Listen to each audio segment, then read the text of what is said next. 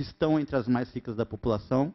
Isso é uma das coisas que me incomoda, inclusive lá no IPEA, algumas que defendem manter essa diferença de idade, que ganham 20 mil reais, que têm dinheiro para contratar empregada, não tem filho, em que essa diferença de idade, de forma absolutamente generalizada, ajuda a manter a desigualdade. Para mim, essa mulher que está no regime próprio, ganhando 20, 30 mil reais, que não tem filho, que tem dinheiro para contratar uma empregada, quando tem um pedreiro se aposentando aos 65 salário mínimo, isso para mim não ajuda em nada a desigualdade. Então, qual a maneira mais adequada de tratar a desigualdade no âmbito previdenciário? Eu digo, taxa de reposição maior para quem ganha mais, taxa de reposição menor para quem ganha menos. É isso que é essa forma mais eficiente, mais eficaz e inteligente de combater a desigualdade na Previdência. Isso acontece, porque é o que eu falei, o cara que ganha salário mínimo vai ter uma taxa de reposição de 100%.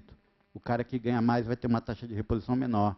Essa é a forma adequada de tratar a desigualdade no âmbito previdenciário.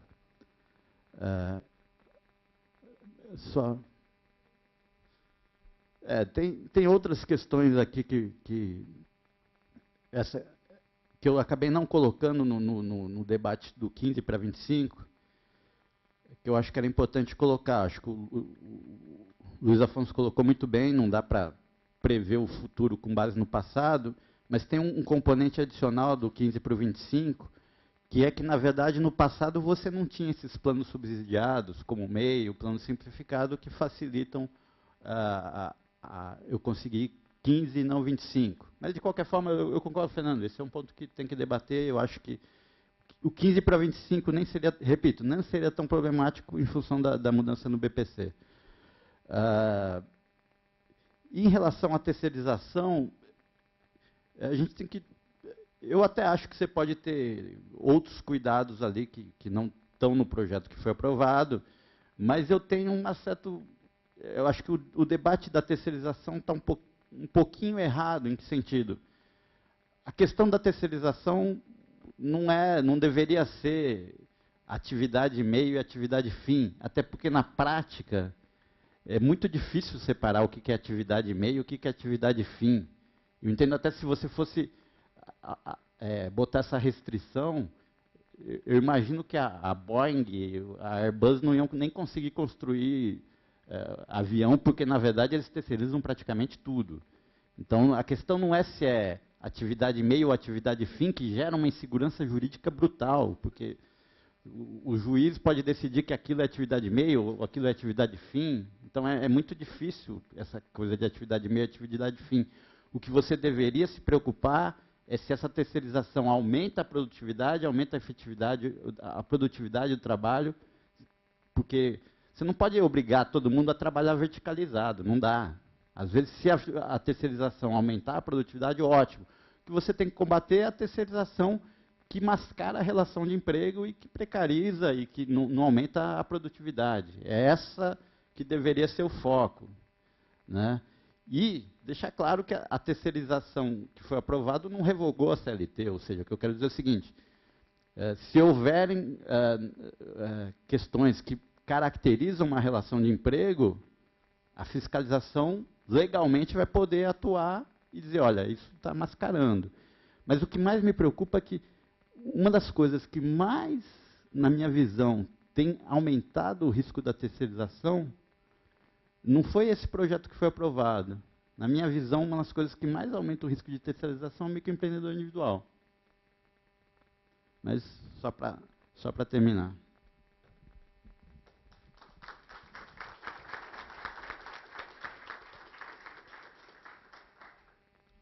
Então, tentar responder um pouco essas perguntas que são muito genéricas e muito grandes, né? A gente tem muito pouco tempo para tratar disso. Então, tentar tratar especificamente da questão da mulher. Então, tem a questão, como o Rogério mencionou, tem a questão da dupla jornada, tem a questão do tratamento diferenciado e tal. E aí, o ponto que a gente, como o Rogério mencionou, a gente tem que pensar é, será que a Previdência é o mecanismo mais adequado para que você corrija eventuais desigualdades e eventuais problemas que você tem relacionados principalmente ao mercado de trabalho, a gente tem que tomar cuidado com os objetivos que os programas sociais podem ter e o que eles podem cumprir de fato. Assim, na minha visão, a gente tem uma previdência social no Brasil que ela quer cumprir objetivos demais. Ela quer ser muito abrangente, ela tem uma taxa de cobertura alta, ela quer oferecer uma taxa de reposição alta para muitos grupos, ela dá possibilidade que um conjunto expressivo de pessoas se aposente muito cedo, e adicionalmente a gente quer reduzir a desigualdade. É muita coisa para fazer. Eu acho que o resultado disso é que a Previdência Social acaba não cabendo na conta que a gente tem que pagar. Se a gente olha só para a foto de hoje, aqueles 13% de gastos com Previdência são um retrato que a gente está em descompasso com uma série de outros países do mundo. Você não vai negar algumas questões distributivas, mas sempre o que a gente tem que pensar é qual é o custo e o benefício associado ao que a gente está fazendo. Então, assim, como em boa parte das questões previdenciárias não existem respostas absolutas do tipo certo ou errado, olhar para o que acontece no resto do mundo é importante. Em vários e vários casos, a gente é uma jabuticaba previdenciária. Diz a lenda que tudo que só tem no Brasil é ou jabuticaba ou não faz muito sentido. Então, acho que no caso da Previdência, a gente tem que olhar com muito, muito cuidado. Pela questão do nível de gasto e pela questão da evolução demográfica, que nos será muito favorável. Ainda em relação à questão da mulher, e aí a questão da informação. Acho que a sociedade tem debatido isso muito mal. De novo. Então, por exemplo, um mecanismo que se encontrou no caso da Previdência, em particular, foi o fator previdenciário. O fator previdenciário ele tem uma lógica atuarial muito razoável. Quer dizer, se aposenta antes, o benefício é mais baixo, aposenta depois, o benefício é mais alto. Só que ninguém nunca avaliou, a discussão sempre foi muito binária, né? Discutir o fator é favorável, ele é desfavorável, sou contra, sou a favor. Como tem alguns deputados lá que tentaram várias vezes acabar com o fator, né? Às vezes quase conseguiram de fato. Mas, assim, quem já fez a conta disso vai ter uma conclusão que é meio surpreendente. Assim. Antecipações de aposentadoria com o fator, elas punem mais o homem do que a mulher. Postergação de aposentadoria com o fator premia mais a mulher do que o homem. Então, dentro dessa lógica, o fator previdenciário, com muito cuidado para o que eu vou falar, para que não seja entendido de uma maneira errada, nem distorcida, nem com um pedaço de frase só, com muito, muito cuidado. Eu sei que eu corro o risco de ser muito mal interpretado. Mas o fator ele é muito feminista nesse sentido. Ele dá à mulher uma série de vantagens que o homem não tem. Ele é uma regra que dá mais benefícios à mulher do que o homem. Mais até, talvez, do que seja a nossa capacidade de arcar com esses benefícios. E sempre tendo em mente a questão fundamental do custo e do benefício associado à medida. Então, quando a gente vai agora, se a PEC for aprovada do jeito que ela está colocada, de igualar idades de aposentadoria para homens e mulheres, uma boa parte dessa questão distributiva ela vai se reduzir. As contas que eu já fiz mostram que o sistema, que ele é hoje mais distributivo em relação, principalmente o RGPS, esquecer um pouco o RPPS, que o sistema é mais distributivo em relação às mulheres, ele vai perder uma boa parte dessas características. Ele vai se tornar um sistema mais neutro, igualando muito mais homens e mulheres. Mas ainda assim a gente tem que lembrar que a expectativa de vida das mulheres ela é maior do que a dos homens e que nos últimos anos aumentou mais do que a expectativa de vida masculina. De 98 para 2015, a expectativa de vida feminina aumentou 4,3 anos. A dos homens aumentou um pouquinho menos, que foi 4,1. Então, o que o sistema está fazendo, assim, vai perder toda a característica distributiva? Não vai, porque a regra, eventualmente, já está olhando a questão demográfica. Então, vai perder uma parte? Acho que não tem dúvida, vai.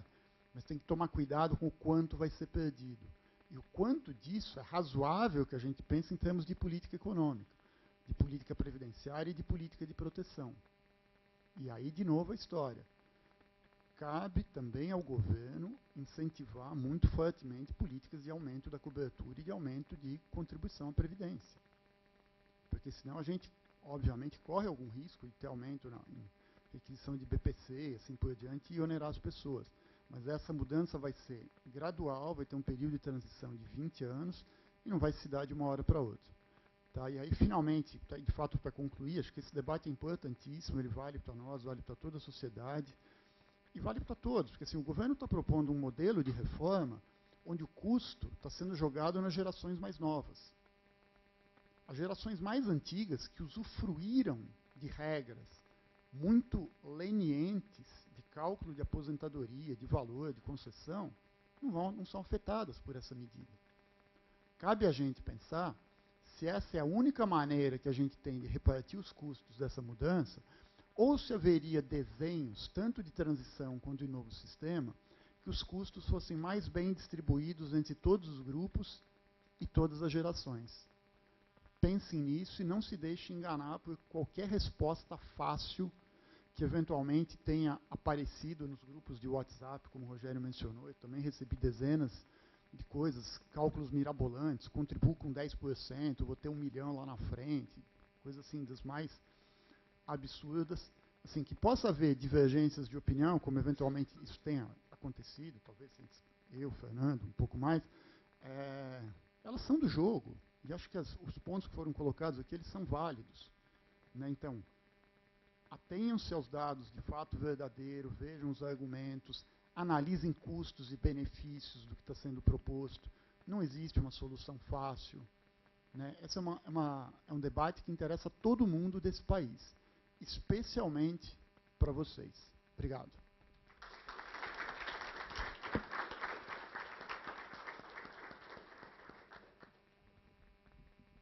Me avisa quando der os 6 minutos, senão eu vou falando. Né? Vamos lá. Então, primeiro, mais uma vez, parabenizar pelo debate. Acho que é aí justamente isso que a gente precisa. Os meus colegas veem muita falha na disputa de informação de um lado, às vezes eu vejo do outro também. Eu acho que muitos dos críticos do governo e da proposta têm falhado mesmo em identificar as questões decisivas, tem muita ênfase nos 49 anos, em outros aspectos da reforma que, a meu ver, não são as mais danosas para os estratos mais pobres da nossa sociedade. Então, acho que esse debate franco e honesto, em que ninguém está falando que não tem déficit da Previdência, ninguém está falando que não tem que fazer nenhuma mudança, eventualmente, por causa de transição demográfica, mas também ninguém está negando que a mudança no BPC é arriscada e perigosa. Acho que esse debate franco e honesto contribui, de fato, para vocês formarem a opinião de vocês. Deixa eu falar, então, de três coisas, né? As duas levantadas pelas perguntas e o aspecto da despesa primária como proporção do PIB. De fato, você teve um crescimento da despesa primária como proporção do PIB forte dos anos 90 até hoje. O problema é que esse crescimento é um pouco não linear. Então, esse dado precisa ser olhado com um grão de sal, como dizem nos Estados Unidos. Por quê? Porque se você olha o quanto cresceu de cerca de 10% para cerca de 20% a despesa primária como proporção do PIB, uma parte muito grande desse crescimento foi até o começo dos anos 2000. A partir de meados dos anos 2000 até 2013, 14, antes da crise, esse crescimento foi cerca de 14 para 15,5%, foi bem menor. E daí cresce bastante recentemente, de novo, já falei, porque cai o denominador. Né? O PIB cai muito violentamente, o gasto é mais indexado e se mantém mais alto. Então, essa despesa primária explosiva, eu acho que precisa ser analisada com mais cuidado. E um outro aspecto disso, você não precisa ser a favor da auditoria cidadã da dívida ou do calote para achar que, naturalmente, a conta de juros vai abrir algum espaço para a expansão do nosso ainda tão raquítico estado de bem-estar e rede de proteção social. Você teve, naturalmente, entre 2002 e 2012, mais ou menos, uma queda da conta de juros que o governo paga, simplesmente porque caiu a taxa de juro real, de cerca de 9%, 8% do PIB para em torno de 4%, 5%. Ou seja, 4, 5 pontos percentuais a menos do PIB foram gastos com uma conta de juros menor. De fato, depois explodiu a dívida em razão do PIB, no período recente, por causa da crise atual, e, de fato, a gente voltou a ter uma taxa de juros alta. Primeiro que a taxa de juros já está cedendo. Né?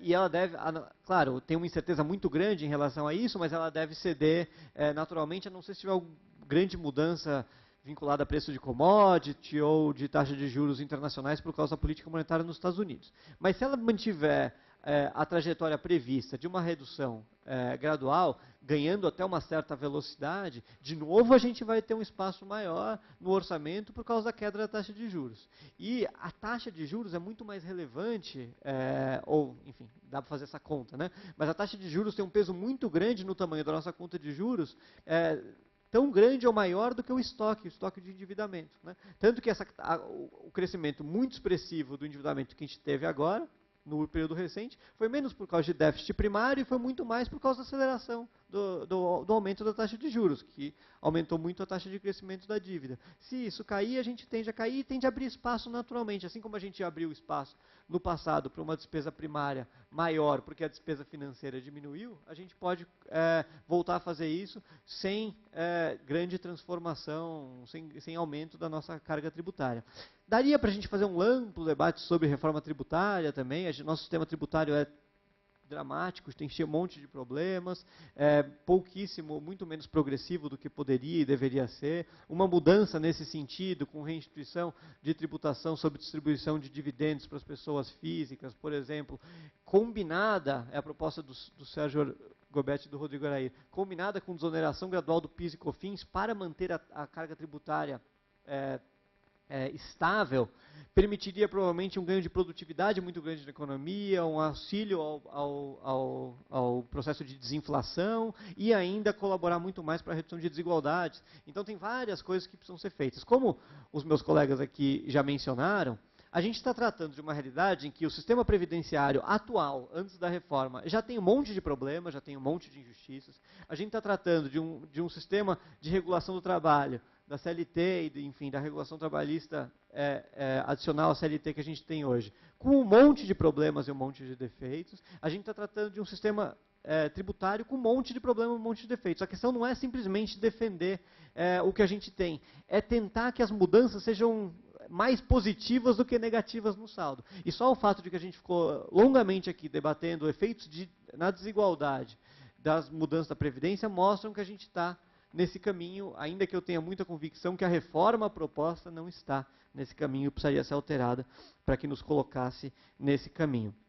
A gente poderia fazer um debate maior sobre a relação entre juro, câmbio e dívida. Esse é um nó da política econômica brasileira que precisa ser desatado, é super complicado, mas enfim, esse é um outro debate. Eu tenho muita dúvida sobre o argumento de que a gente conseguiria reduzir juro e endividamento simplesmente com superávit primário. Eu acho que o problema é de outra ordem, mas esse debate não dá tempo de fazer aqui com detalhe. Deixa eu falar então do superávit da Seguridade Social e da desigualdade de gênero. De fato, eu acho que aí tem exagero dos dois lados. Né? Os críticos da reforma da Previdência fazem um tipo de conta para calcular déficit ou superávit da Seguridade Social e os defensores da reforma da Previdência fazem outro tipo de conta. Uma reduz excessivamente o problema e a outra expande excessivamente o problema.